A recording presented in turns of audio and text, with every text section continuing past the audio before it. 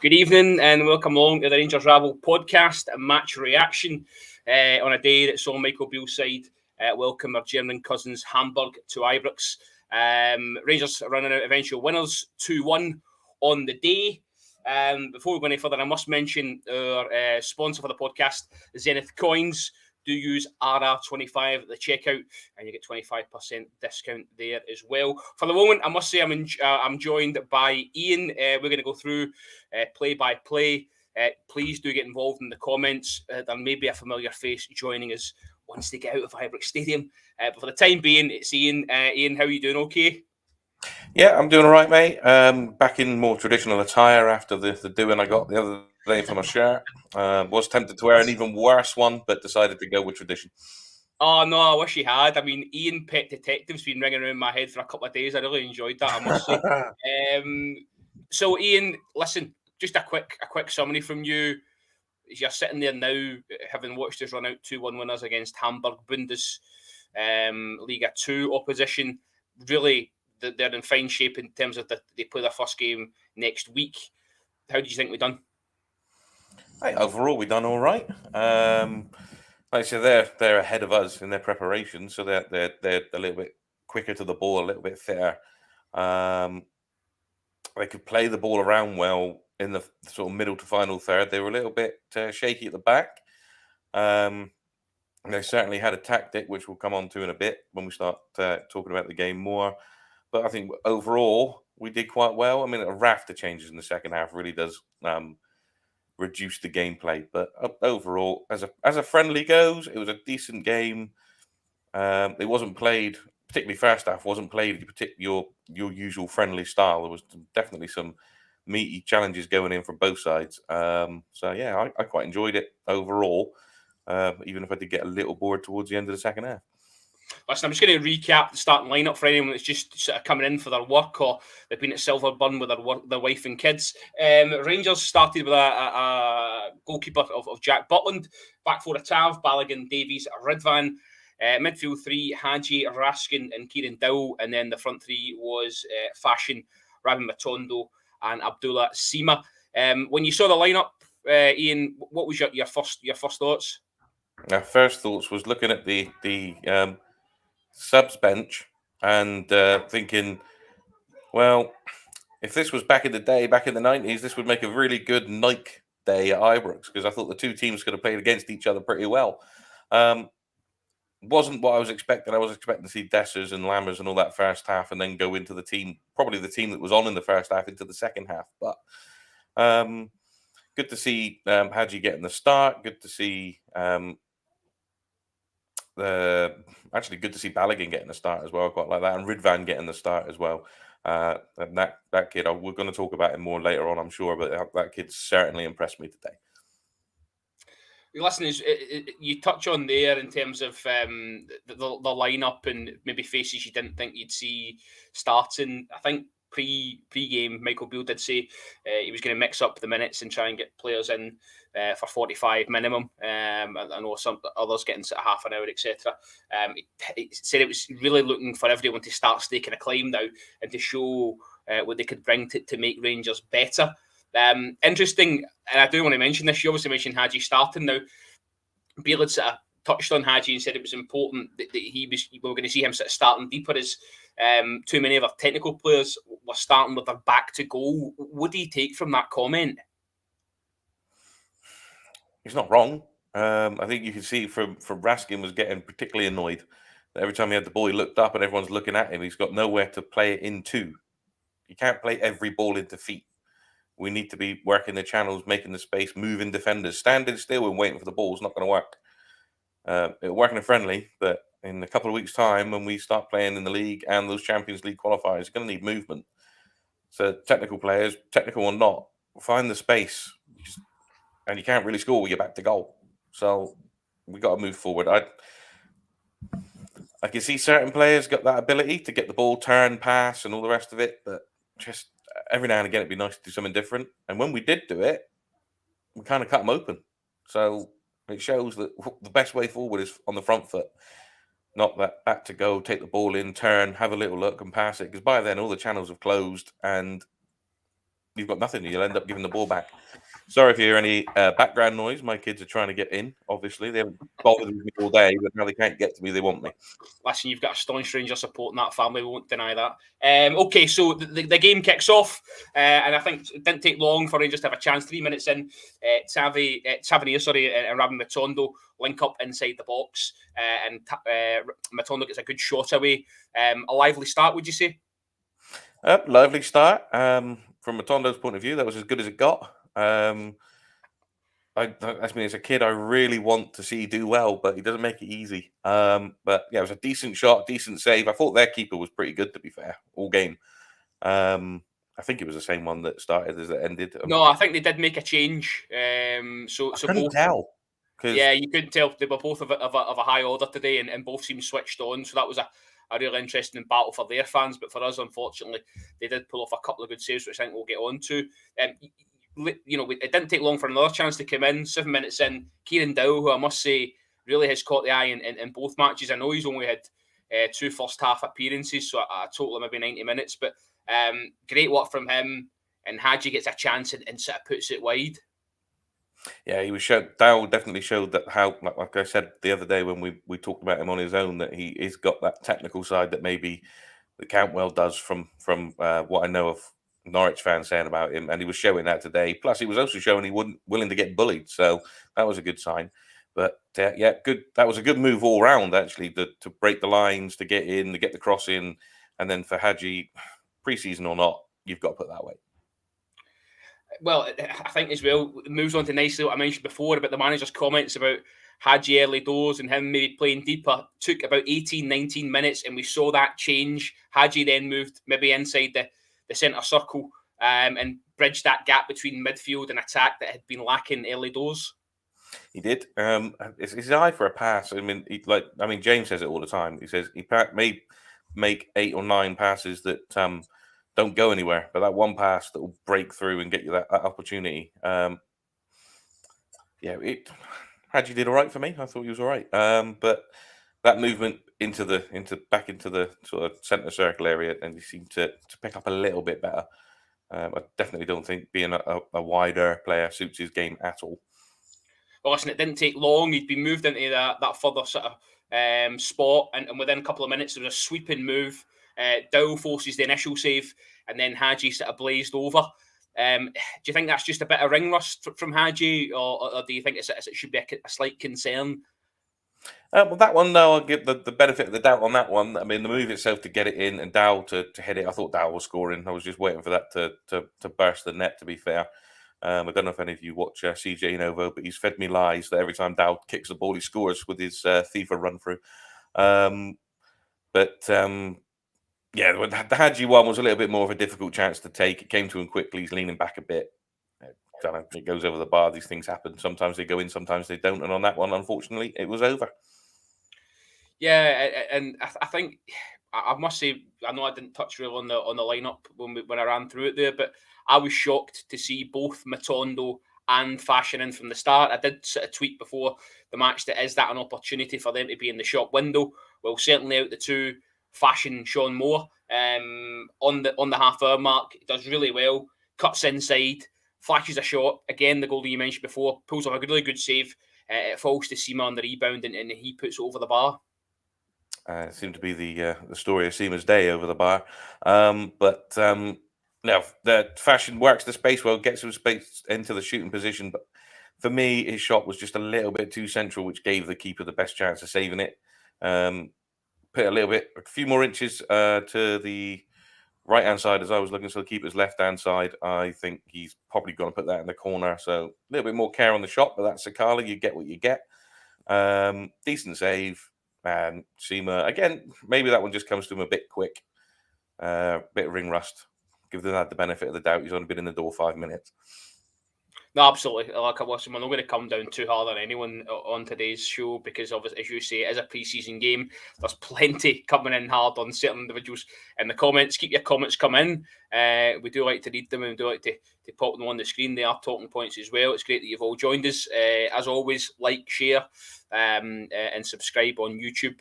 If this is the first time you're joining us, welcome along as well. Right, okay. It's the elephant in the room. 33 minutes on the clock. Tavernier's robbed down the right-hand side. It leads to a free kick. They'd had one previous as well where it sort of flashed past Jack Button's left-hand post. Let's start initially with Tavernier today. James, sorry, Ian, there is a lot of people early doors in the comments that were maybe sort of gunning for him, picking up from where they've left off last season. It was a slow start from the captain, wasn't it? And he kind of sort of the Anthony. He kind of started the way he ended with Anthony Gordon at him last week. Whether he's still having visions of him running at him down the flank, I'm not entirely sure. But yeah, he wasn't having the greatest of games, particularly in that first half. I think he proved in the second half he was a bit better. I mean, the lad who scored their goal did tear him up a bit, but I think overall he was better second half than he was. But it seemed to be a Hamburg tactic down that side, though. Get into goal, get as close to the box as you can, and try and win a free kick for that lad to take. Because I think they had 3 or 4 in a row, and it just seemed to me they got into that area and they just hit the deck as soon as anyone touched them. But yeah, I just don't think. I don't know. Is Tav slowing up? I mean, he's been with us 8 years. Does he have the heart for it anymore? We'll find out in a couple of weeks when the season starts. Again, pre-season. If you're going to have a bad couple of games, now's the time to do it. So I'm not going to slag the captain off. Like I said in the last one, when we did the last reaction, where we've been without him in the last couple of seasons. Listen, my not concern is the fact that it was quite evident on his socials that he'd been doing extra work. He'd been abroad, somewhere nice, putting in some extra training. So you think he'd maybe be a little bit ahead of the rest of the group. And as William's saying there, maybe shocking's a bit harsh, but he's been in the spotlight, shall we say, during both matches. It's a concern, but at the same time, Tavernier should know that he's got Dujon Sterling now breathing down his neck. I know the boy's injured at the moment, but he won't be injured forever. We hope, and it could be a season of change at the right back berth. But we'll wait and see on that. Listen, a couple of moments later, I don't want to dwell too much on the negative. A couple of moments later, again, great press from Kieran Dowell, a man who probably stole the first half, if I must say. Fashion persists and manages to get the ball in the back of the net. 1-0 Rangers. Yeah, there's that press again. They faffed about with it at the back a little bit, maybe a bit of a hard pass back to their centre half. They get in, nick the ball back. Thought the chance had kind of gone a little bit, but Fashion doesn't give up. I mean, say what you like about the lad. He carries on, he keeps going, he gives you 100% all the time.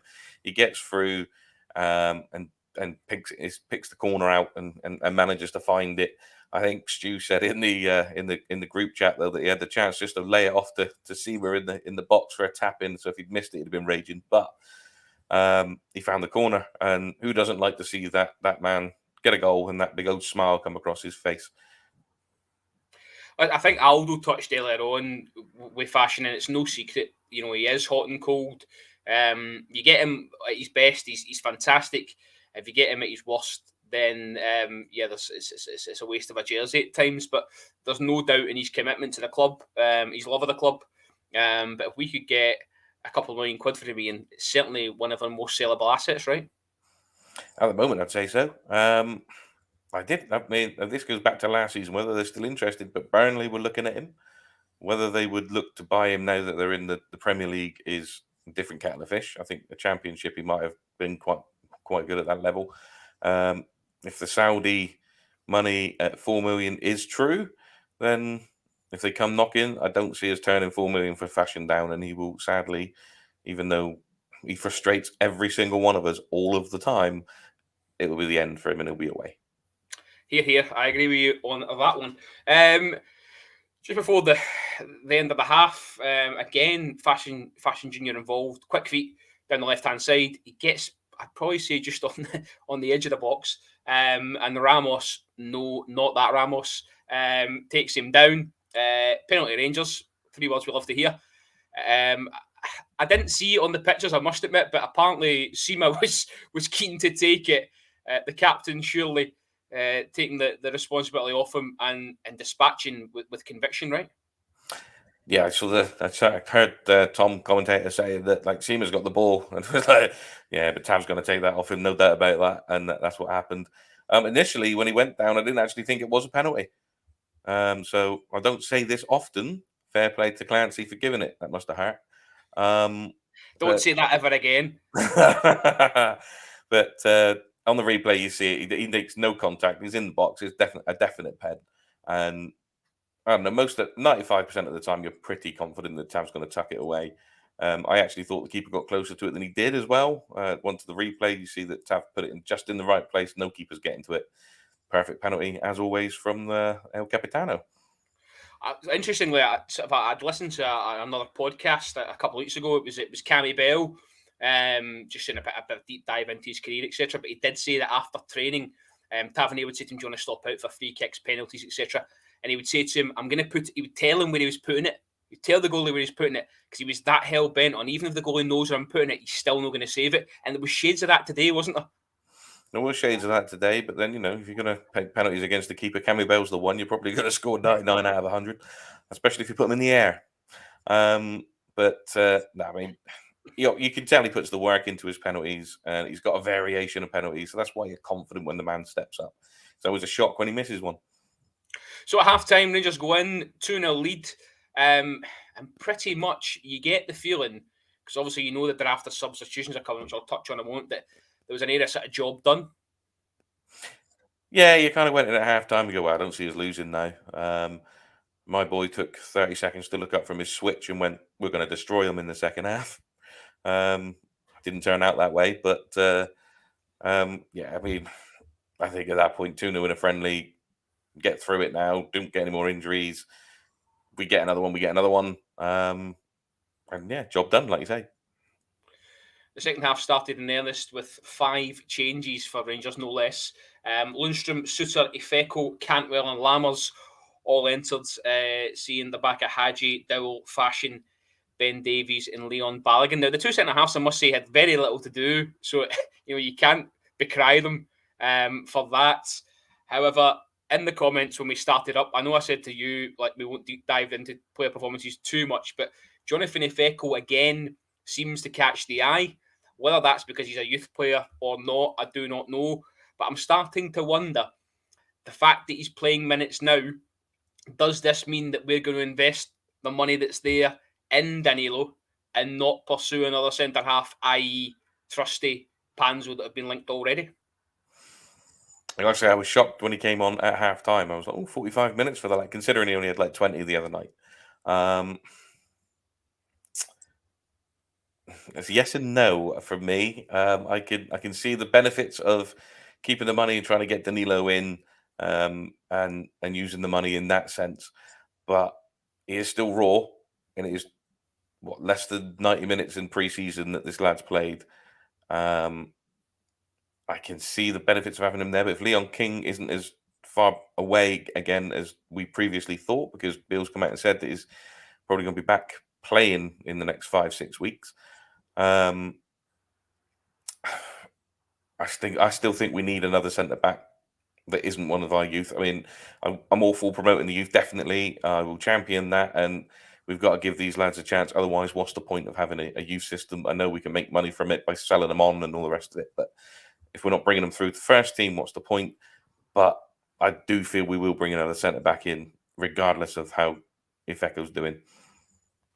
I sort of tend to agree with Gary. Now the news is broke that Leon King isn't as far away as first feared, then we may just look to bridge that gap with the likes of Jonathan Ifeko. And once Leon's fit to return to the fold, then that would probably be the four that we go with.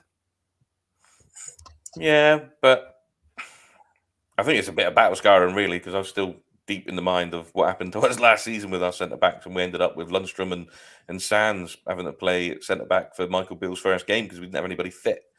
It's about whether Leon King and Ifeko, will they bring a league title in? Or do we spend a little bit more money, get a little bit of extra cover, just in case? I mean, I agree with Mike. Danilo before a centre-back, get him in, get him done. Because the window has got a long way to run. We've got an entire month to go yet. So get Danilo in and then concentrate on the centre-back. But I'm just in the mind that we might just need another centre-back, someone a little bit more dominating, not a footballing playing one, just someone who dominates. That ball comes in, dare I say it, Katic-like, but another level Katic. Well, listen, let's get back to the action. 55 minutes on the clock. Ridvan, who I thought, by the way, had a really good game, crosses a lovely ball into the box, and Sima ends up putting it over the bar. And as you said earlier, it seemed to be a recurring theme for the big man. Yeah. I think it was one of those, like, how did he miss it? But again, it's pre-season. If you're going to have your bad games, now's the time to do it and then hit the ground running when the proper stuff starts next month. But I just think he had an off day. I mean, I was quite impressed with him versus Newcastle today. Less so, but he is still a young lad at 22, finding his way. He's not played a lot of football. I know he's at Angers last year, but they were at the bottom of the league, so it's difficult to get a judge on a player when they're playing for a team that aren't that good. Same way that Dessers and Lammers had that struggle in Italy. So time will tell on him, but yeah, I think we need to work on his finishing maybe a little bit. Well, listen, the chances kept coming for the big man, and no less than 3 minutes later, a well-worked corner, whipped into the box. Lammers seems to head it on to Sima. He's at the back stick, and you think you'd bet your house on him putting that one away. Yeah, that one was definitely a head in hand moment. Even for a pre-season friendly, it was like, have you missed it? How have you done that? But I think it will come. There's something there. You can see it. We just need to maybe get his confidence up a little bit, and hopefully a run of games pre-season, and then he hits the ground running in the upcoming couple of weeks before things start. But will he play from the start going forward with Lammers and Dessers now at the club?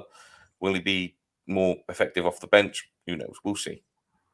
Listen, it's a point well made, and as Finn Fogel says there, we've got a plethora at centre back. A list of names there, as you can see. We're an out-and-out goal scorer, ASAP. Is Danilo going to be that man, do you think, Ian?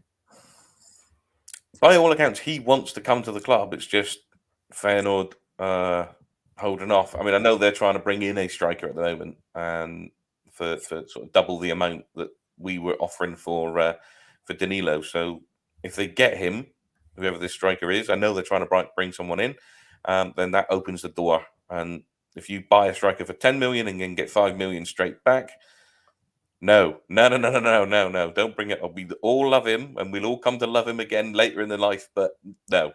But no, I mean, if you buy a player for 10 million and there's a club who are sort of in and around your valuation of 5 million, you get half that money back, then they'll sell him eventually. But I said it on a previous Rabble podcast that Danilo might just take a little bit of time, because then Feyenoord will wait. They're going to wait until they get what they want and get the player in to replace him. So that's just how it works. That's football. Absolutely. As I say, watch this space. The manager's now talking about the player as well, which makes you think there's definitely something in it. So yeah, we wait with bated breath. You mentioned Sima. He was taking off on the hour, as were a few others. So we saw Borna come on, Bailey Rice, who I thought was really good. Kemar Roof, great to see him back and finish a match. And obviously, Cyril Dessers came on as well. Ridvan, Sima, Rabbi Matondo and Nico Raskin exited. I want to come to you on Rabbi Matondo. Now, there's probably nothing you can say right now that's not been said before on this podcast. However, I'll put it to you in another manner. Are we going to persist with this guy, or is it a case of he's getting minutes to try and sort of get someone to catch his eye so we can shift him out? No, I think I said at the start, I want this kid to do well. I do want him to do well. It's sort of that Diego Forlan, Philip Shibo type thing where you're willing them to do something just to break that curse that they seem to have on him. But that first shot, after that, he had the touch of a bag of spanners. He couldn't control that ball. He couldn't do anything right for doing wrong. If that's putting him in the shop window, I don't see many people looking to buy him. Man's got pace to burn, but other than that, I don't see what else he's got. I've been a defender of him. I've tried to sort of say, no, he's got something. Something will happen. He'll turn it around, but he's not gonna. And I think if anyone comes in with any sort of money to some recoup, even if it's just half of what we got for buying him in, then we bite the hand off and let him go. Absolutely. I'm hoping that is the case, because I don't see Rabbi Matondo featuring heavily for the team this year, unless there's a raft of injuries. And he's obviously a high earner as well, reportedly. So probably do best for both parties to maybe sort of part ways. 72 minutes, we get a nice little bit of interchange between Tavernier and the oncoming Cyril Dessers. Results in a Cantwell strange header, really looping effort, and he's like a ballerina sort of taking it. And then the follow up from Dessers doesn't find its way to the back of the net neither. No, but Dessers doesn't find the back of the net because of another good save from the Hamburg goalkeeper. So fair play to him for that. Tav's one. Was it my eyes, or did he kind of not think he was going to get there, so he sort of stopped and then changed his mind again and thought, no, I can make that? And yeah, I think I'd agree. He was caught in two minds, absolutely, yes. I think that cost him getting the finish. When Cantwell's header went up, I went, well, that's going over. And then he hit the bar, and then Dessers done it. It was just one after another.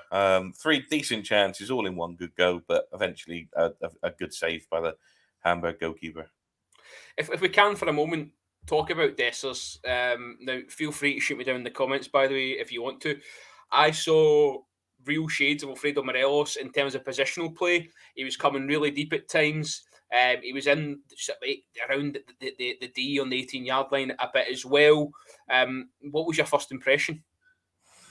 Yeah, much like you, he come deep, and it was that sort of Alfredo-esque. He's not in the same mode where he's sticking his big old butt into someone's chest to try and turn them and all that sort of stuff. But he's willing to come deep and do the hard yards, as Tom kept saying quite a few times in commentary, to get the ball, chase it down, and all the rest of it. Couple of decent little flicks here and there. Unlucky with this chance that we just talked about. I think we can expect some good things, hopefully, going forward. I quite like what I saw. Time will tell again. Again, you can't make much of a judgment on that's less than half an hour of football, however long he was on for. But yeah, I think it'll definitely be a challenge for a lot of defenders in Scotland. That's for sure. 77 minutes, we get another chance now. Lammers' feet are just sometimes dazzling. He shows well, gets a good cross. It just needed a touch from anyone really to find the back of the net. Yeah, I mean, they didn't know what to do with him either, Hamburg. They're pulling at his shirt, they're trying to get him down, and he fires that ball over. Like you said, just a little tiny touch, and that flies in. Hamburg defender gets it, clears it out for a corner. I was impressed by Lammers again when he came on. Direct, likes to take the ball in, run at players. Yeah, again, him and Dessers at the moment, I'm quite happy with what he brought in. I know that we're all looking at stats and all the rest of it going forward from what they did before, but I can't say they've done anything wrong since they came in, and Lammers looks good to me. And then arguably the largest cheer of the afternoon, on 78 minutes, we see the returning Tom Lawrence, the forgotten man in such ways. He comes on for Tavernier, and that's a great sight, isn't it? Yeah, that was superb. Probably the best thing about the entire game really today was seeing Tom Lawrence get back on. I was quite happy to see Roof get back on and actually fall over and get up and carry on. But now seeing Lawrence come back on, and he looks good. He looks pretty fit. He wasn't shying away, was he? He wanted the ball straight away, and that's all you can ask from him. Yep, definitely. He wanted that ball. I think there was a little bit at toward the end, where he got the ball, danced past a player or two, and it looked like he was going to go for the shot, but it got closed down, so he had to sort of find a way out and find the player. But yeah, he doesn't look like he's missed too much of a step in the way he's been playing. Wolf, that's the shout. That's the shout of the podcast, isn't it? John there, Big Sam reminds me of a Loudrup. Regardless if it's Brian or Michael, it's still an outstanding. That's a hell of a shout from John. John, I hope you're having a fantastic afternoon. It sounds like you are. So on the 80th minute, we see again a great press from Kemar Roof, and I must say he was at it from when he came on. He manages to put the keeper under a bit of pressure, and it sort of comes to Dessers, and he takes it first time, and I don't think it's how he envisaged that shot coming away. Do you? No, it certainly didn't look like it anyway. But that's what you get when with Kemar, isn't it? He battles away. Well, a fit Kemar Roof is a sight to behold, and just as even Andy Little said it in commentary, if we can keep this guy fit, again, he's not shying away from it. He's not trying to run away from tackles or anything like that. He's throwing himself in with the thick of it, few of the trademark Kamar Roof slides to try and get the ball back. And Dessers, on another day, gets that, pings it straight in the top corner. So, you never know. It's a point you make there about Kamar Roof, and it'll be the Rangers' way that this guy, obviously, in the last year of his contract, will probably going to have a very good season. We will extend it and then probably never see him again. But hopefully, I'm wrong. And I really like Kamar Roof. I think he's as we've said many a time on this pod, arguably the best finisher at the football club. Had he not had injury problems, he probably wouldn't be at Rangers. So I think he's someone we can use this season, even if it is sparingly at the right time, because I really do like him, and I feel like he loves being at Rangers as well. He's finally found a home as such, so I'm hoping Michael Beale can actually get the best out of him this year, and we do see the fruits of his labour.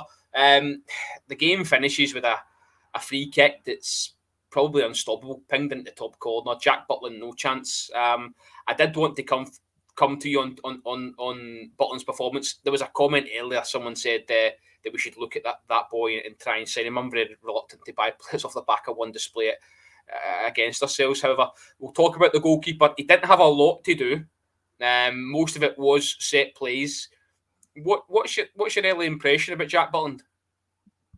I quite like him. I do. I know it seems to be a repetitive thing, and a lot of you'll probably think I'm scared of slagging a Rangers player off. Trust me, I'm not. When the time comes, I will. But I think his positioning, he was talking to the back four. He wasn't scared to turn around and have a go at someone. I think there's a couple of crosses that came in the first half, and he was quick to turn around and tell him to shut that down. Don't let it happen again. His positioning for the free kicks, all right, the one that the guy in the first half, he whips it in when I think everyone was expecting him to cross it. But his positioning was good. So even if it was in the on target, I think he's got it covered. And the free kick at the end, even the previous owner of the number 1 jersey at Ibrox was never going to save that. I don't think. Even in his pomp, I think he struggles to get to that. Okay, so the game finishes 2-1. Now, I've just got a couple of things that I'll run over. It's just me and yourself, so it probably is going to be a shorter podcast than usual if we'd had a full squad to relate to football terms. But when I saw the initial lineup, and that Lowry omission, I know he'd played with the B team earlier on the day. It was brought to my attention when I tweeted that out. Friend of the show, JD, had said to me, it might be a damning indictment of where Alec Lowry is at the moment. Now, I kind of thought Tuesday night when he came on, he showed really well.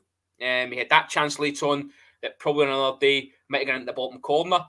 Last season, I felt was going to be his breakthrough year. Personal reasons, other bits and bobs probably, curtailed that somewhat. However, if it's going to happen for Alex Lowry at Rangers, surely it needs to be this season. Yeah, it needs to be this season. But I had a similar conversation with someone when they mentioned Ryan Jack wasn't in the squad for today. And at the end of the day, you've got so many spots on the bench. It's pre-season. You're trying to get a look at certain people to see if they're worthwhile doing it. Maybe they know enough about Lowry that they know he's got what he's got in the tank, what he's got in the brain, and to move forward this season, and they've got that spot. So you can only fill the bench with so many people, and you can only start with 11. So sit this one out, come back in for Olympiacos. Hopefully on the trip to Hoffenheim as well. And I don't think there's anything to worry about with his omission today. But you're right. If it's going to be the season, it has to be now. If he doesn't play much this season, then I don't see him ever getting into that first team and being the player we all hope he can be. Yeah, it would break my heart. It really would. Talking about another youth player who came on, he got 30 minutes today, was young Bailey Rice. I don't want to heap too much pressure on the boy, but he can play, right? Yeah, I mean, he didn't look out of place against Newcastle. He didn't look out of place today. He kind of positioned himself in front of that back four and even dropped in occasionally, sort of doing that, what Lundstrom was doing last time, breaking in to make it a back three. Confidence on the ball, not afraid to stop, take a look and try and pass. He's not rushing it. And you kind of work out youth players and how good the rest of the first team players are if they're not afraid to pass them the ball in a tight situation, and they weren't with Rice. Neither were they with Ifeko, but yeah, Rice definitely. I think the lad's definitely got a future. I can see him hopefully breaking through. Listen, with the short backing sides, buzz cut as well. He's got Oh yeah. shades of a young Barry Ferguson there. But I'd not watched a lot of youth football last season. I'm not going to pretend to do so. Watched the Glasgow Cup, and I always find it's hard to judge young players when they're playing against other young players. But that boy certainly stood out on that occasion as well. So high hopes for him. Really, really high hopes for him. Yeah, that's the only time I saw. I mean, like literally the only games down here you get for the youth games were the Rangers Celtic games that were on YouTube and that sort of stuff.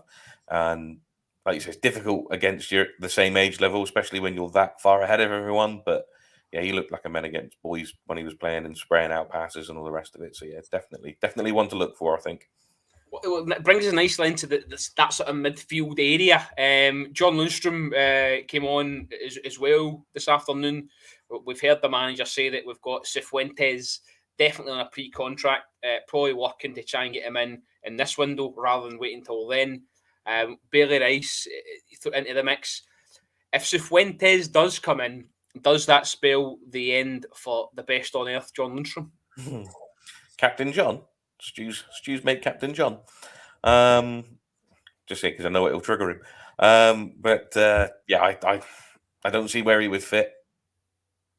If you've got Dowell, Raskin, Rice, Lowry, all these players, where does Lundstrom fit in here? Do we keep a player that had 6 months decent spell, but hasn't done anything else either side of that? Just to come back at you, you ran off a list of names there, and the one sort of standout comparison from John Lundstrom to the rest of those guys is John Lundstrom reluctantly plays forward with these guys are progressively trying to play forward. Mm-hmm. That's the bit that frustrates me with Lundstrom. We all know he can actually do it, and if he does, then he can be a driving force in the middle, but he just doesn't do it enough. And he has a tendency to play that safe pass, or I think you saw it in Newcastle. I know that Lewis said he played all right, but there's a couple against Newcastle where he got the ball and flings it across and did a Duffy and just put it straight out of play. So for me, if Cifuentes does come in, then I think we'll probably be taking offers for Lundstrom, and again, reluctantly, that'll be him on his way. I really hope Cifuentes can get done because what I've seen of him, the guy just ticks all the boxes. He's a massive unit. Seems to make late runs into the box and get goals as well. So I know that I heard a caller on another phone in last night say that Rangers fans are getting really excited about players they've never heard of. But I dare say they were the same when they were getting linked to guys from the Far East as well. So just let us enjoy it, mate. Thanks very much. Ian, I'm gonna finish up just by sort of talking about Olympiacos on Wednesday. The games are coming thick and fast. It's not going to be long before we're sort of running out at Rugby Park. This time in a fortnight, the match will be well underway.